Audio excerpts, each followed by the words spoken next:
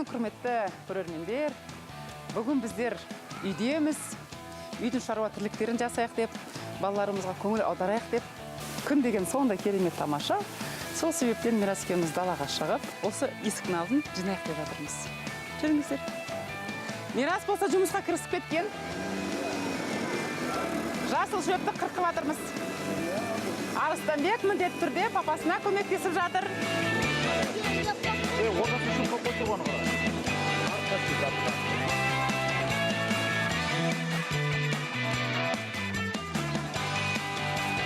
Бізде Мирас бір жұмысты бастап кетсе тоқтамайды енді.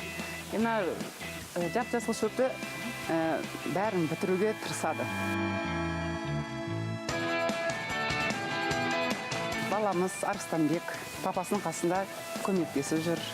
Әрине біздер қазіргі таңнан бастап, осы кішкентайынан бастап, осы балаларды біздер тәрбиелеп жатқанымыз соншалық.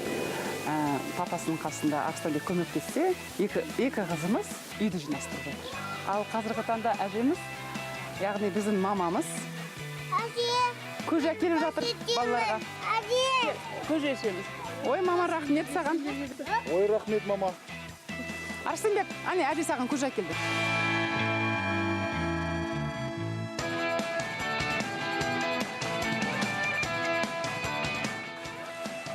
36, 37, 38, 39, 40. Ура!